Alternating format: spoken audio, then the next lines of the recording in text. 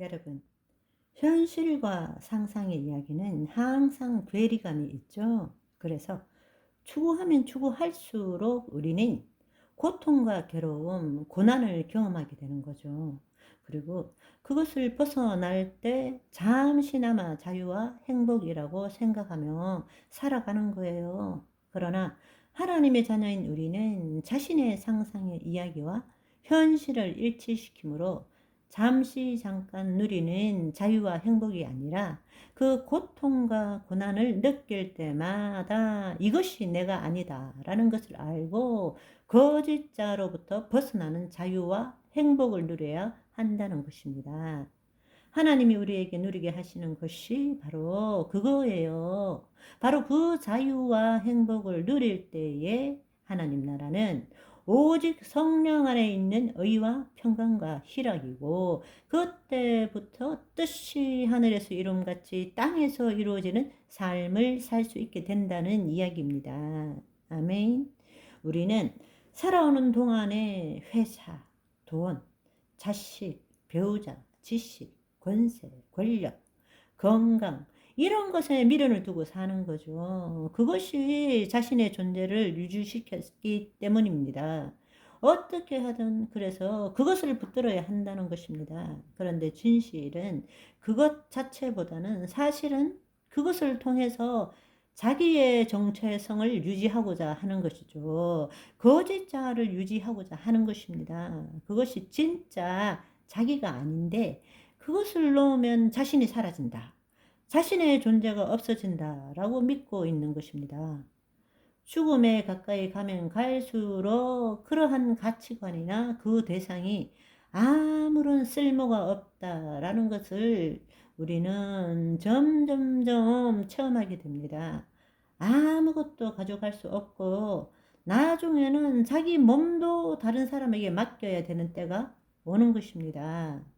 진정한 자유와 행복을 누리기 위해서는 자신이 누구인 줄을 알아야 하고 자신의 혼이 본래 인간다움의 유지에 꼭 필요한 생명 에너지를 외부로부터 얻는 것이 아니라 내 안에 계신 하나님으로부터 공급받아야 한다는 것입니다. 그런데 그걸 알지를 못하는 거죠. 핵심은 그걸 알지 못하기 때문에 죽음 앞에서 후회할 수밖에 없다라는 것입니다. 이제 결론을 내리자면 이 마지막에 무엇을 해보지 못해서 후회한다는 것은 다른 말로 추구하는 것을 멈추지 못하겠다라는 것과 똑같은 이야기입니다. 이해하시겠죠? 무엇을 해보지 못해서 후회한다는 말은 나는 지금 죽음 앞에서도 추구하는 삶을 멈출 수 없어. 포기하지 못하겠어. 라고 말하는 것과 똑같다라는 이야기입니다. 그 말은 여전히 자신의 삶의 주체가 거짓자다. 그런데 그 거짓자를 포기할 수 없다. 그 이야기란 말입니다. 자신의 그 타락한 혼이 자신의 생각과 감정에서 벗어나지 못하고 있다. 그 이야기예요. 우리는 지갑을 잃어버려도 휴대전화만 잃어버려도 난리가 나는데 자신을 잃어버리고 평생을 사는데도 잃어버렸는지 있는지조차도 모르고 살아가고 있다는 것입니다. 세상에 단 하나밖에 없는 자신을, 단 한 번밖에 없는 일생을 정말 자신의 존재가 무엇인지 알지 못하고 산다면 사실은 인간으로 태어난 보람이 없는 것이죠. 그렇기 때문에 예수님이 말씀이 육신이 되셔서 이 땅에 오셔서 우리를 죽음으로부터 해방시켜 주시고 거짓자로부터 벗어나서 그리스도 안의 참자로 살 수 있도록 하신 것 아니겠습니까? 내가 세상에 태어난 이유는 어쩌다가 태어난 것이 아니고 나 아니면 할 수 없는 일 하나가 세상에 있기 때문입니다. 그래서 하나님께서 우리에게 생명을 주시고 이 땅의 삶을 살 수 있도록 해주신 것입니다. 우리가 주님 앞으로 갔을 때 주님께서는 우리에게 너 무엇을 했느냐로 판단하지 않으십니다. 하나님께서 계획하신 대로 살았는지 살지 않았는지를 물으실 것입니다. 그러나 만약에 내가 누구인지를 알지 못한 채 그렇게 산다면 하나님 앞에 갔을 때 저에게 이렇게 질문하실 거예요. 나는 너를 박희숙으로 이름 짓고 너를 향한 나의 계획과 나의 목적을 너의 영혼에 심었는데 너는 왜 일평생, 예를 들자면 빌리그레이엄 되려고 그렇게 애썼느냐 이렇게 물으실 거예요. 나는 너를 박희숙으로 불렀고 너에게 준, 내가 너에게 계획한 그 일을 하도록 내가 너를 구원하고 보호하고 이끌어 왔는데 너는 왜 평생 동안 그것을 거부하면서 세상에 너보다 나은 사람이라고 판단하는 누구를 본받으려고, 그 말은 다른 사람의 삶을 살려고 애쓰다가 왔느냐.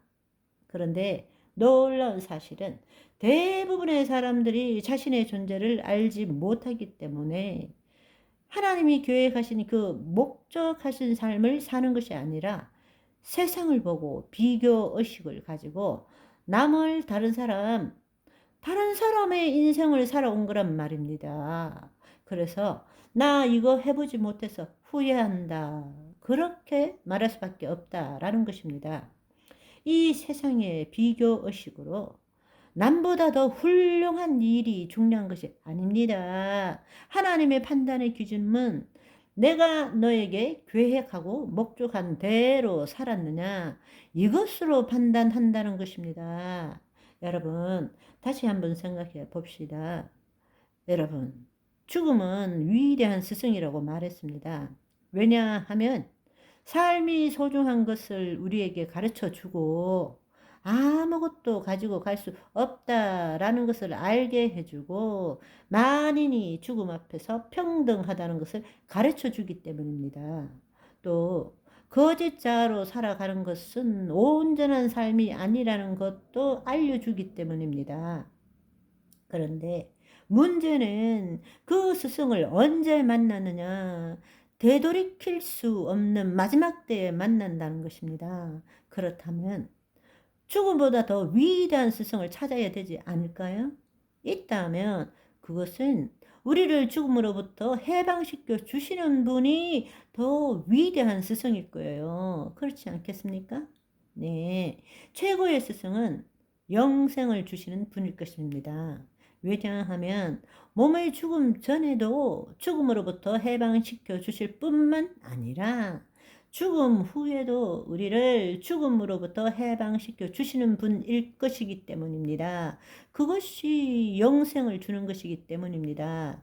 영생이란 것은 내가 죽고 난 다음에 영원히 산다는 뜻이 아니라 영생이란 것은 eternal life, 하나님의 생명이라는 것입니다. 우리가 예수 그리스도를 믿는 그 순간부터 우리는 영생을 누리는 자입니다. 그런데 우리는 몸이 죽고 난 다음에 계속 사는 것이 영생이라고 착각하고 있는 것이죠. 아니요, 그렇지 않습니다. 여러분, 우리는 그분이 누구신지 잘 알고 있습니다. 바로 우리 안에 계시는 예수 그리스도이십니다. 그분은 죽음과 더불어 부활을 경험하시고 우리에게 보여주시고 영생을 주신 분이십니다. 또 그분은 친히 우리 안에 오셔서 우리로 하여금 타락한 본질의 죽음을 경험하게 하실 뿐만 아니라 새로운 탄생과 새로운 삶을 가르쳐 주시는 분이고 몸의 죽음 후에도 우리 영혼을 자유케 하시는 분이십니다. 우리가 죽음 전에 후회하는 것을 보면 예수님께서 말씀하신 복음이 무엇인지를 알지 못했기 때문 아니겠습니까? 그죠?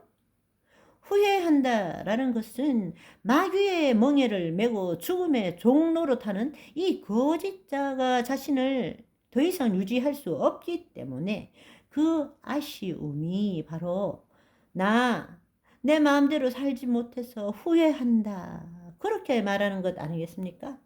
우리는 복음을 복음 그대로 받아들여서 매일매일이 부활의 삶을 사는 저와 여러분 되시기를 소망합니다. 바이바이.